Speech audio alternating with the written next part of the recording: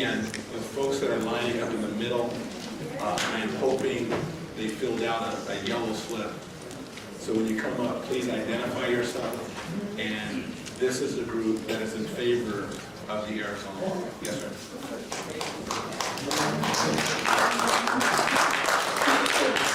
Thank you, Mr. Mayor and Council, for your time. Let's try to keep this classy tonight. Let me say one other thing, I'm sorry. Yeah. Everyone's going to get 2 minutes to speak. If you don't need all your 2 minutes, great, but if not, everyone will get 2 minutes to speak. So again, please identify yourself, and I'm hoping that everyone filled out a yellow slip. Thank you. Sorry about that. No problem. Angelo Andriani. I'm not a resident of Sacramento, but I live in the area, so this is very important to me. 2 reasons why. I have no idea why the city of Sacramento wants to stick its nose in another state's business about a law concerning the constituents and residents of Nevada, of Arizona rather. And sorry, because illegal immigration is a problem there also, so excuse me. So I think the city of Sacramento, which is $40 million in debt, has its own problems going on in the city, should worry about the problems and issues that are concerning Sacramento residents, not Arizona residents.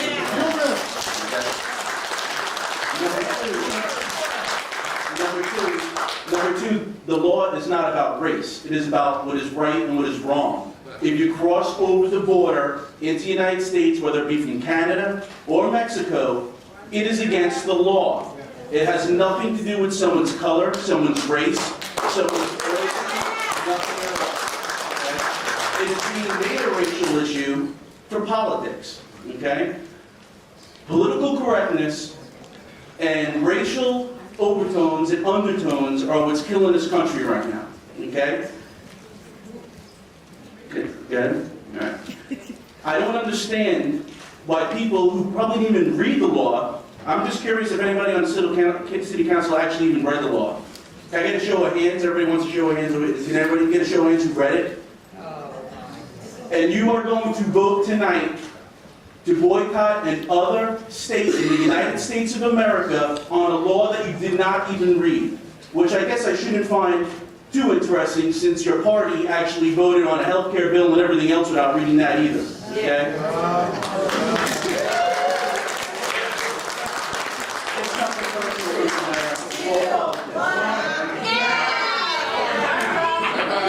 Way to keep it classy, people. Thank you. All right, thanks,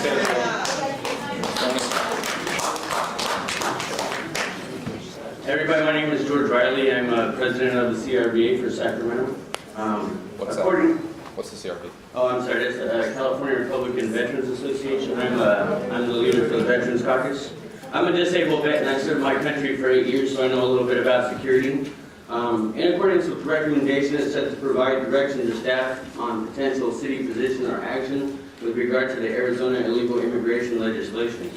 I'm not a Mexican. I am a Native American and I am a Jew, so I do understand about racial profiling. I have been in a situation where I've seen police pull over Hispanic people who did not speak English, and I did just happen to be walking through the sidewalk and had police yell at me to see if I had a green card.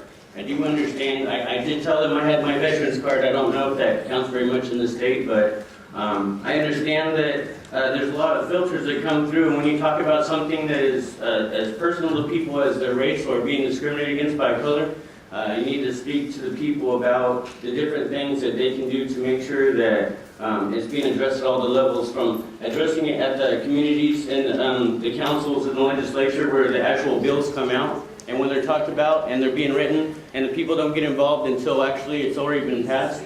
You can go online, you can watch all the bills as they get passed. People don't get involved in anything that happens until it's too late. If you really want to worry about Arizona, you should worry about what's going on in California, because I guarantee you there's a whole lot of Mexicans in that jail right now that are here because they were here illegally. Nobody is caring about what's going on in California. They're worried about other people's business. I think that Arizona should rule Arizona and California should take care of California. That's right. By people by the race, they need to take that up with their sheriff's department, and there should be a way to have good communication. I think the relationship between the police department and the people has been broken ever since they changed it from to service with concern, and they said they don't really care about what the people want. Thank you. Look into Andrew.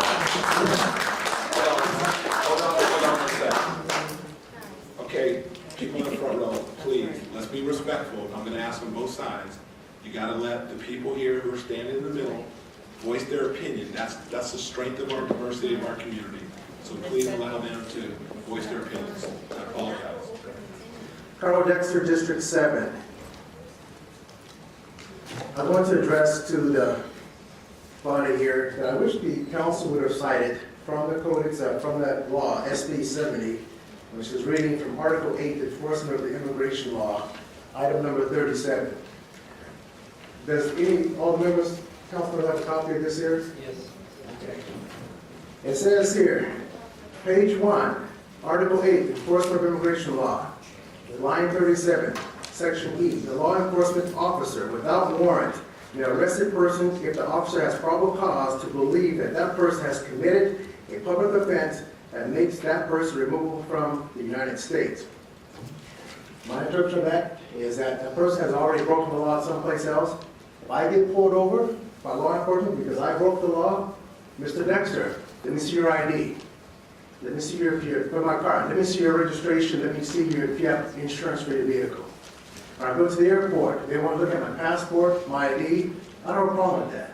I live in the United States of America. We have a constitution in this land that we abide by. I don't feel sorry for people.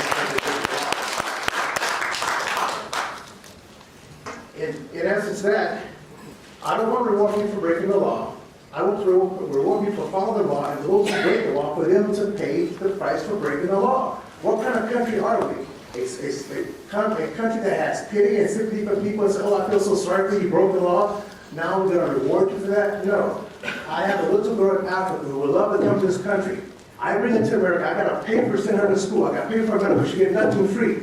I'm willing to do that because I love her and I want to get her here. I'm going to follow the law and what it says to the U.S. Embassy in Ghana to get her here. I'm not going to try to move her through the south border of Mexico and bring her through a smuggler. That would be wrong for me to do. I would not want to be rewarded for that.